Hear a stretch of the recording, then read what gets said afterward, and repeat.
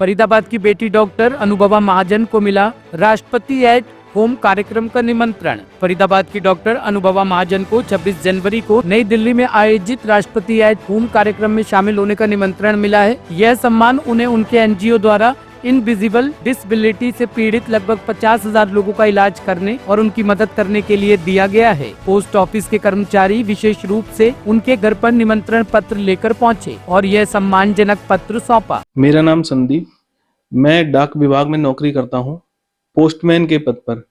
मेरे सर श्री चंद्र कैलाश जी, ये भी डाक विभाग में ही नौकरी करते हैं। आज के दिन हम 26 जनवरी का इनविटेशन कार्ड डॉक्टर अनुभवा महाजन के घर निमंत्रण पत्र देने आए हैं। तो रिगार्डिंग ये सर, मैडम जो हैं राष्ट्रपति भवन में 26 जनवरी को आमंत्रित हैं, जो है उसके लिए ये निमंत्रण पत्र हम आज देने आए हुए हैं। तो उन्होंने स्वीकार कर लिया? उन्होंने स्वीकार किया है और हमको बहुत बहुत धन्यवाद बोला।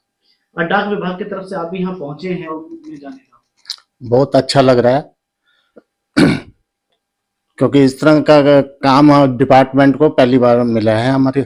हाँ जी, मुझे इनविटेशन आया है उसके लिए और मुझे काफी बेहद खुशी है और इनविटेशन काफी सुंदर है। कौन लोग देने आए थे? पोस्ट ऑफिस विभाग से लोग देने आए थे और देखने के बाद काफी थोड़ी देर के लिए तो थोड़ा लगा कि अरे इतना काम कर लिया लाइफ में कि राष्ट्रपति भवन से इनवाइट आ रहा है, लेकिन फिर लगा कि हाँ शायद असलियत में इतनी मेहनत करी है कि ये डिजर्विंग है।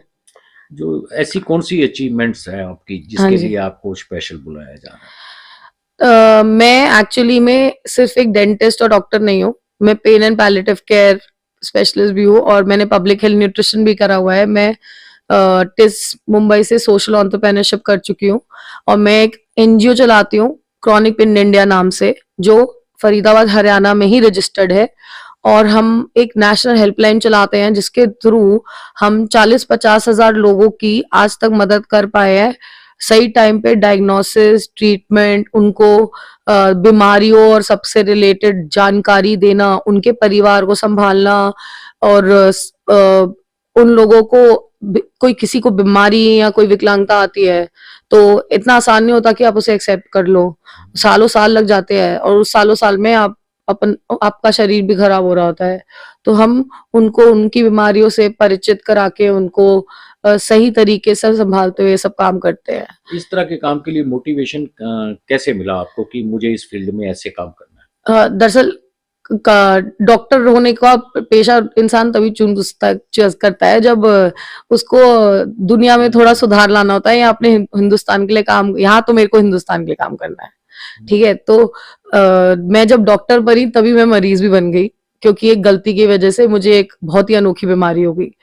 तो डॉक्टर होने का फायदा कि किसी डॉक्टर ने मुझसे झूठ नहीं बोला कि हमें और ये सीधा ये बोला कि हमें आपकी बीमारी का इलाज नहीं पता, हमें आपकी बीमारी भी समझ नहीं आ रही है, आप इस डॉक्टर के पास जाइए या उस डॉक्टर के पास जाइए।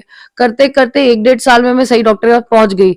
लेकिन यही चीज अगर इंसान डॉक्टर नहीं है तो वो तो इधर उधर घूमता रह जाता है, सालों साल, 10 साल। ऐसे भी लोग हैं जो 12-12 साल तक डायग्नोस नहीं हुए हैं और उनको मदद करना वो, और साथ साथ इन चीजों में इतना पैसा लगता है, दवाइयां इतनी महंगी है, सरकार ने योजनाएं निकाली हुई है लेकिन जब तक योजना की जानकारी उनके पास नहीं पहुंचेगी तब तक कैसे होगा। कब से रन कर रहे हैं आप? 2017 में शुरू किया था अनऑफिशियली और 2019 में रजिस्टर कर दिया था इसे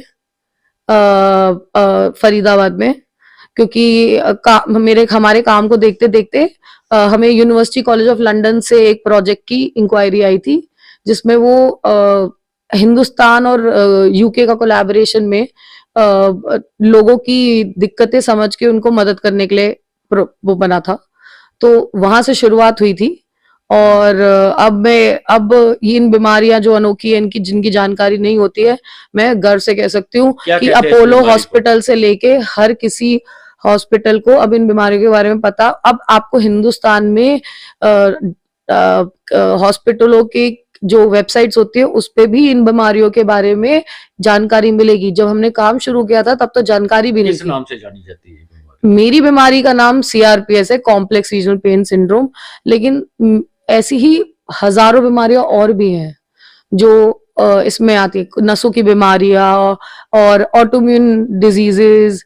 अब डायबिटीज भी आ जाता है क्योंकि इवेंचुअली डायबिटीज के से, और इसके अलावा अगर आप देखो तो कोई इंसान अगर किसी की दृष्टि भी गई है, ठीक है, तो दृष्टि जाना विकलांगता नहीं है, दृष्टि गई बीमारी की वजह से।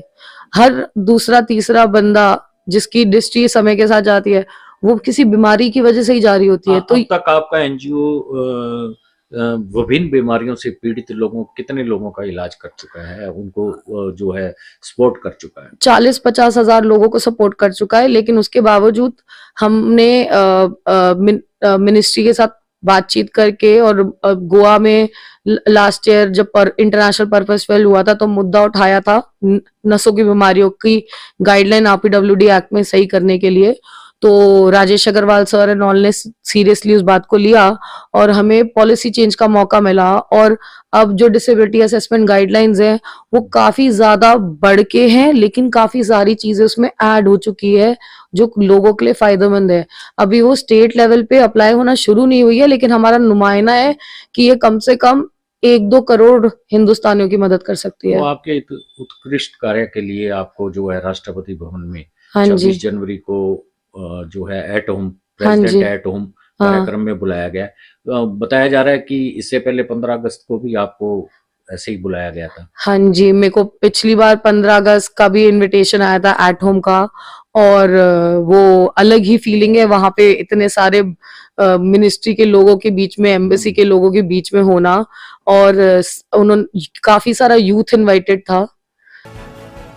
टॉप स्टोरी ब्यूरो के लिए फरीदाबाद से संदीप चौहान की रिपोर्ट।